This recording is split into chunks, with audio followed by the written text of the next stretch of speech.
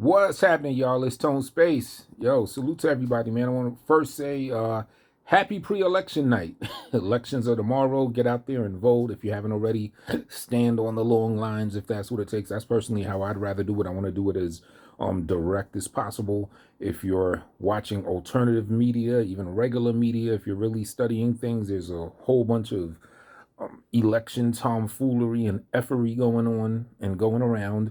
If it's legally allowable, that is, record yourself electing, making sure that who you select is well documented and everything, and that there's no funny business, no chicaneries and everything and like that going on. You know what I mean? So shout out to election night, or election eve rather, right? Maybe I'll tap into you again tomorrow night, when we start running our victory lap, hopefully, right? But I also want to say shout out to James Klug. I believe I pronounced your last name correctly. I'm like 80% sure. It's important, right? Shout out to James Klug. That's his channel too. James Klug, Klug. Excuse me, Klug. James Klug. James Klug. He was hitting the streets last night with a microphone. Oh, shout out to Nico. It was James and his man Nico. I already know when GTA 4 came out, that's all he was hearing. Nico. So shout out to Nico behind the camera and James. He had a mic. They were in Midtown Manhattan going up to people, asking them who were they voting for, if they'd elaborate on their answer, stuff like that. I thought that was really cool. Very cool dude, very professional in his nature. He looks like he was born to do this type of stuff. CNN, if you're watching, you're out of here. Just about is over. You guys might as well give it up. The so-called alternative media, you guys are the alternative media now. CNN and all you other, I won't use the widely thrown term for it, but you guys, you know what I mean? You broad satellite, old school broadcast satellite guys. Nah. We want people that look like us, not you suits and ties that are willing to beat the streets and talk to other people that look like us. This boots on the ground, literally. And those are the investigative journalists that are popping off today. Those are the ones that we want to see. Those that are like on the ground with us, for lack of another term, regular people. You feel me? So shout out to all the ilk comparable to James Klug that's aware, and they're giving their feedback of their awareness, and they're really hitting the streets and trying to find out what's going on, be it elections or just be it policy of the world, of the country, things of that caliber. In fact, I'm not even sure if I don't even know if James Klug's channel is like centered at like political issues and stuff like that, or if just in addition to that he happens to do that, which is another beautiful thing about so-called alternative media. You've got the carte blanche to do whatever you want. He might do something about the best guitar strings to repair your guitar. That could be his main channel's purpose. And he said, "Oh, let me beat the streets and find out what's going on with this Trump versus Harris situation." But I will tap in. I did subscribe. I just have been like zipping all around, so I'm definitely gonna. I think he has a new video he did up today, where he was in Pennsylvania somewhere doing the same thing he did in NYC. So I do want to check that when I get a chance. But yeah, it's really cool. You know what I'm saying? So I'm definitely gonna tap into his channel, tap into it, be it politically centered in his normal product that he puts out, or otherwise. I'm definitely gonna tap in. You know what I'm saying? And you should too, right? So uh, I'm getting a decent good bit of feedback because mid evening, dusk, or whilst the sun was going down, I'm watching dude on I was getting ready to do what I had to do for the evening, head out there and do what I do. I'm looking at the TV. His thing pops on my algorithm. He's there beating the streets. I'm like, yeah, let's hear what NYC has to say about either Trump or Harris, because I hear nothing but Trump support everywhere I go. Or if not that, at the very least, I hear nothing but condemnation for Kamala Harris and jokes about her and things of that caliber. So I was like, yeah, let me see what's going on. But where I happen to be at is so close to where he was at, and I was tired too, because I was already doing a bunch of stuff earlier. should I go out there and, give my thoughts and everything? I was like, nah, I ain't gonna do it. Let me just fall back and chill. It's like, nah, you know what? I just took the spontaneous, went with gut instinct, went out there, chopped it up with him. It was a lot of fun. You know what I'm saying? Stayed a little bit longer than I even anticipated that I would. But it was really cool. And I was checking out a little bit of the replay, people in the live chat room, feedback, even after post his live stream on in NYC. I've been getting a few people, different people hitting me up. Shout out to y'all saying, oh, you did a good job. We like hearing from you and stuff like that. So I definitely want to say thank all of you that, received it well. You know what I'm saying? I'm very humbled by that, to be absolutely honest with you. But I do want to thank y'all. And it does feel good. I ain't gonna lie. But you know what? It's indicative of something so much more important. Like I do appreciate it. My appreciation is there 100% and is cool. But something that all of us can take away from that, from such good feedback from that, of, me particularly just sharing what I got to say, is that I'm not traditionally a politically active guy, so to speak. Only until recently have I really started zeroing in. I guess it's like you can't help it at some point. Like things are really getting, hitting the fan so close where us commoners, you might as well say politically, I'm just a commoner. I'm your average everyday guy in that regard. You know, I mean, I like to believe I have a certain level of awareness. I don't just get beat in the head with nonsense. I'm not gonna say that. You know what? I'm more the guy that just writes it all off. I was like, yeah, they're all corrupt. I even have terms for it: demon crap and repugnant sins. It's all bad. You know what I mean? Even though I did vote for Trump in 2016, so there is that too.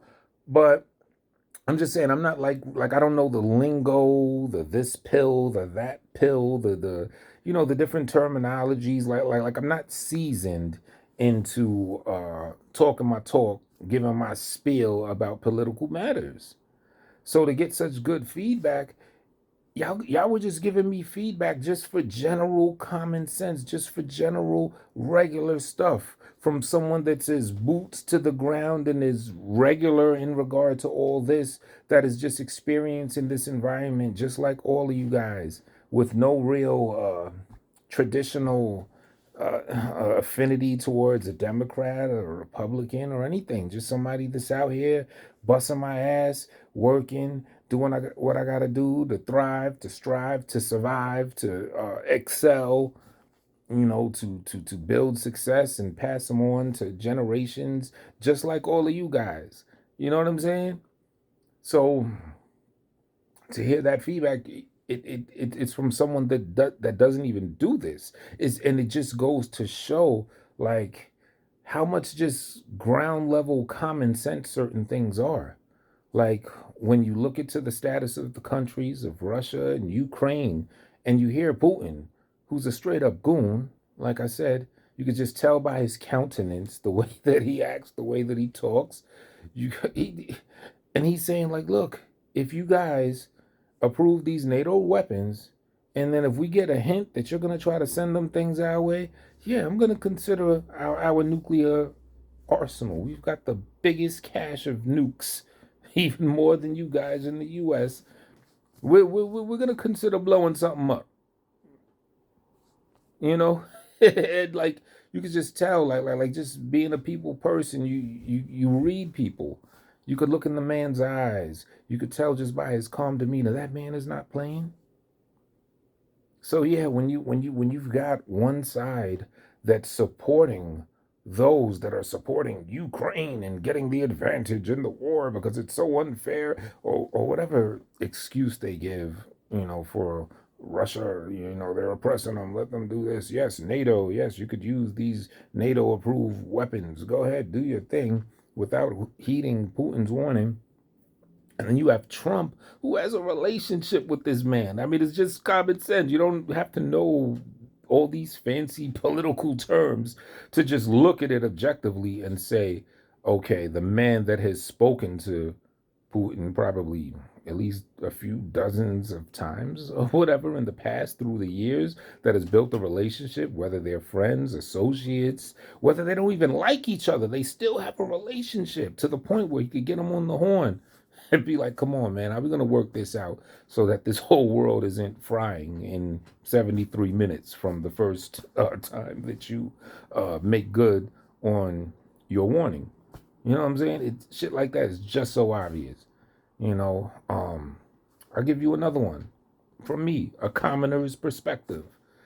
Uh, you hear about the border and I'm letting all these people in through the border and everything, these illegals, and then you hear from Trump talk about approximately 325,000 missing children, many of them presumed or with good reason to believe to be involved in sex slavery, in labor camps, and others are believed to not even be here anymore. Children, 325,000 children, and Trump is the one talking about that. Now, what's weird to me, right, is how come, now y'all could correct me if I'm wrong, if anyone else has mentioned that, but from my commoner's perspective, I have never heard another politician mention any 325,000 missing children, even through the years, even if that number used to be lower, let's say when it was 70,000. I haven't heard a politician, a presidential candidate say, yeah, there's 70,000 missing kids. How come? How come? That's what I want to know. Why is it only Trump, the one that's even asking the question, that's even addressing that it is an actual issue? It's very, things like that. It's just your common sense. You're like, well, if this is really a thing, then, and these people won't even mention it, that doesn't necessarily mean they're complicit in being part of it, but it is very, very sketchy. They won't even mention it. I mean, that's a huge issue. That's up there. That's big. And Trump is the only one mentioning it.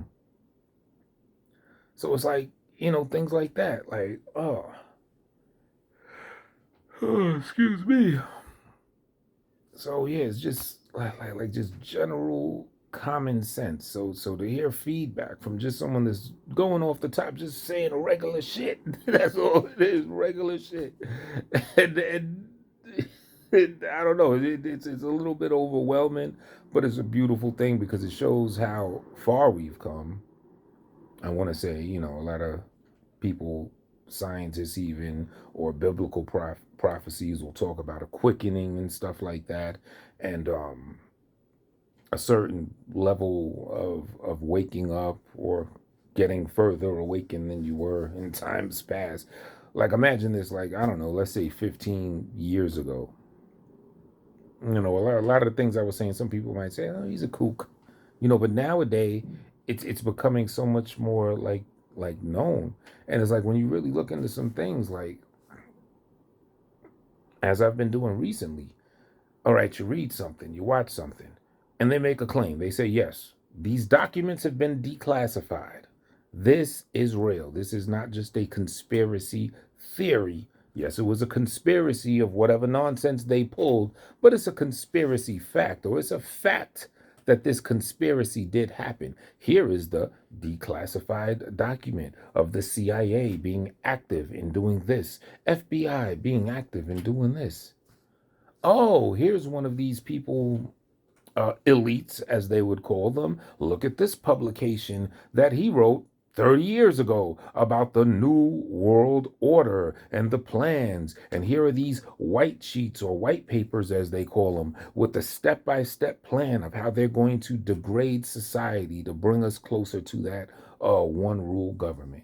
Now, me even now saying New World Order, it sounds a little bit crazy even to the more awakened or to the more receptive to these type of realities, right? But it doesn't make it any less true. Like when I hear New World Order, if I hear someone talk about that, like the first thing that comes to mind, this shows our conditioning. I'm like, oh, that's played out. That's played out. Yeah, we knew about that a long time ago. So it kind of gives us a sense of like distancing ourselves from it or just brushing it off, like as if the New World Order or talking about the New World Order is like a fad. You know, it has played out. Even Ted Turner shoved it in our face in the 90s, you know, with that down, down, down, down, down, down, down. I know what I'm talking about, some of you. They condition these terminologies to us. You know, I think somewhere in the past they had all these secret plans, NWO, whatever, whatever, and then they saw it starting to leak and to come out. And mind you, we're talking about like CIA, and we're talking about people that run mental experiments that are just super advanced at this. So I could easily see this being part of the program. They said, you know what? Let's slowly just popularize this. Let's turn this into a fad. Yeah, Ted Turner, WCW. Oh yeah, we're gonna take Hulk Hogan. We're gonna take these other two guys. Yeah, we're gonna call you guys the New World Order. How about that? We're gonna turn it into a kitty type little sensation type thing. So then when this guy or that guy is talking about it, we've already kind of softened it, right? Meanwhile, they could still go along with the plans, you know, the border thing. Personally, what I believe, that's all part of the end game of, pun intended, somewhat, as what's my man Alex Jones has a documentary about that, of leading to the New World Order. It's written in the plans. Blur the lines or blur the perception of what an independent nation is. So that's why on this side of the country, if you got Venezuela, you had Mexico and everything, you have the United States, you know, and you, all right, so you got Canada, you got the US, you got South America, you got the different countries of South America, all independent nations, if you will, or states that have their own rules and their own laws and their own ways they get down. Now, that's a little far from a one world government because these are multiple factions, right? So wouldn't it make sense if, you know, people were planning something toward a one world government? The steps would be, well, let's blur the lines of these separations of country and state. Yeah, let's open the borders. You know what I mean? All right, yeah. We got 20 something million illegals running into the US. All right, it's not quite the US anymore with that. Oh, how many do you think will work? Oh, what's the U.S. population now of citizens? 350 million? Yeah, let's try to match that. Now we got 700 million in the U.S. Half of America's illegal. There's no more America. You know, so now this whole side of the world isn't even all these separations. It's like one half a world, so to speak, right? Then on the other side of the world, do whatever they do in wars and taking over countries and blur the lines with them and turn all of those separate states and nations hopefully into, you know, just breaking them apart so that one nation can swoop in and then take all that up. And the next thing you know, put it all together. It's like treating it like lumps of clay. We've got like, I don't know, 250, 300 different separate lumps of clay, and you want to make one big lump of clay, and that's the New World Order. So you start over here, you got 5 lumps of clay, separate ones, you clump them up as one. Over here, you got another 8 lumps of clay, turn those into one. Eventually, you take all those lumps, all these lumps, mash them all together, and then you just turn it into this huge Baphomet symbol or whatever, right? So it's like things like that. But if this stuff, a lot of this comes from actual declassified documents, and I find that I, I find it fascinating that, you know, because I've heard about this stuff through the years and everything. Oh, this is declassified. Oh, what do you know? Oh, that's real. Oh, they really did that. Oh, wow. But I never really like tapped in or zoomed in on it. But it's like, and y'all could tell me if y'all agree, like things are getting so crazy and so intense right now, where it's like you have no choice. And you're like, wait a minute, this is real. This is not a fad. This is really happening. I don't care if I heard the term New World Order 8 billion times before, it doesn't make it any less real. Yeah, it's played out as a term to just shoot the shit around about, but as far as an actual agenda, no, it's real and it's going right on schedule. That's what the whole border thing likely is. Steps toward it. Whoa. You know what I mean? And going back to what I was saying about me just not even being a big political guy, just shooting the shit and other people agreeing like that, like you guys, that's just like, just part of this awareness. You know what I'm saying? Like it's dope. I mean, I was saying some almost crazy shit a little bit, like what I said about yeah, Kamala Harris. And I actually had a slip of the tongue. I didn't even mean it exactly verbatim as I said. I said something about her being a cloned a clone MK Ultra puppet or whatever. I did not mean that she has been literally copied from another original human being and she's a fully cloned vessel from another. I didn't mean it that way, but I did mean about the potential MK Ultra stuff. Some of you guys, a lot of you probably have seen Candace Owens has been doing a lot of work on that.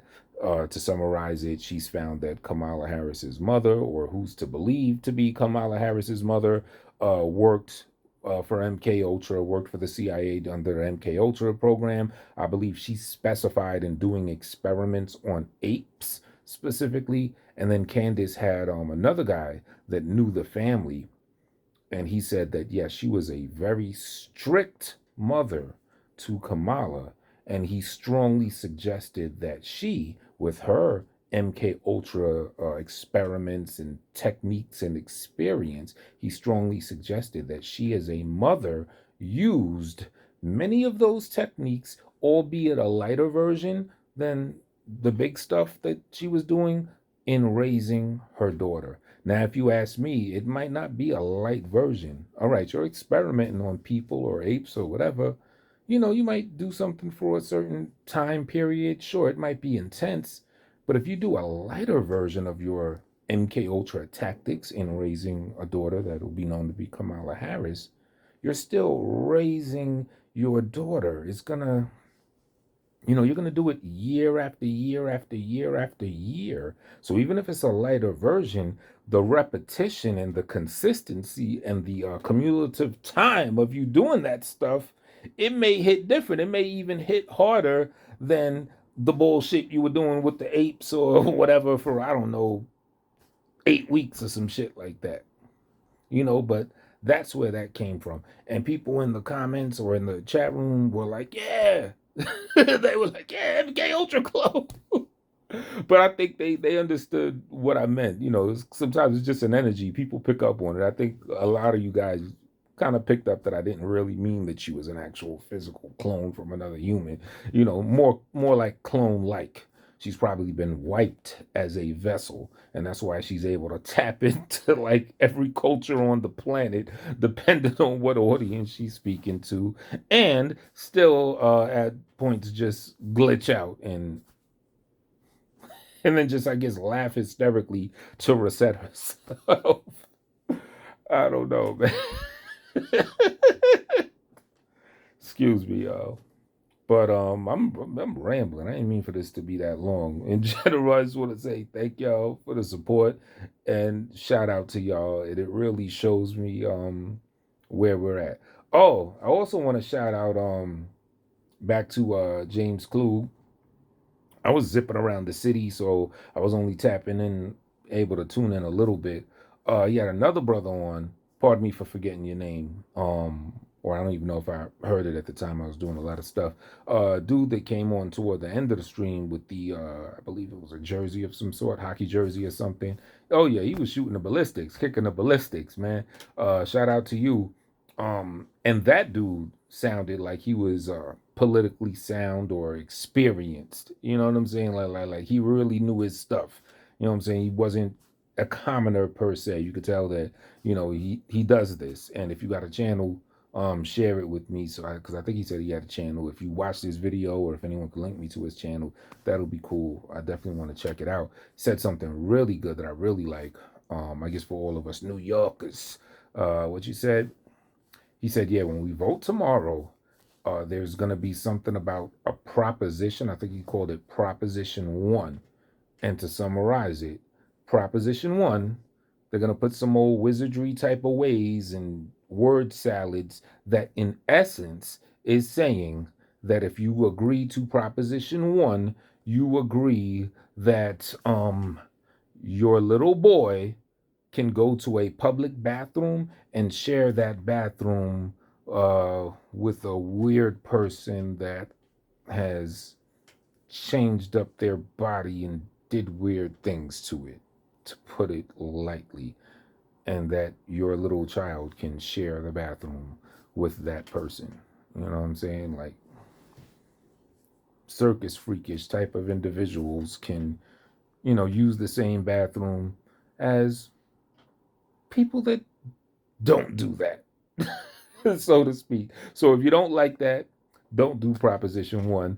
And then he was like, yo, and if they pass that Proposition 1, I think he said all of the propositions. I think he said, you know what, throw the whole proposition ideology away when you're voting. If something is talking about, if they're proposing some shit to you, you don't want it.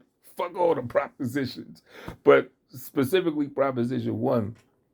And then he was like, if by chance they do pass this, weird bathroom law or whatever, he said, yeah, then we should boycott using the men's room or the bathrooms altogether in the NYC.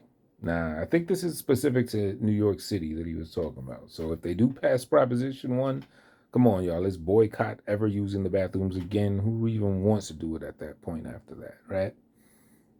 Why don't we take it a step further than just boycotting the bathrooms? Because we're still going to need to go to the bathroom. Sometimes we're out and about. So why don't we just do it in the street? How about that? Now that's a protest for you. We're going to boycott it, but we're also going to inconvenience you and let you know how we feel about Proposition 1 being passed. And I'm not talking about the standard every, when you really got to go, you can't find a bathroom, you hit a tree. Nah, just, I don't know. But just, here's what I think about your Proposition 1. Challenge Proposition 1 with the Operation Golden Arch. Operation Golden Arch until you guys throw that whole proposition away. Oh man, I'm not serious about that. No, I don't advise any of us men or women to expose ourselves to the public, because then we're just as bad as the shit that they're proposing. So no, that's a complete joke. No Operation Golden Arch, none of that. I'm just joking. But yeah, man, election eve. You know what I'm saying? Everybody,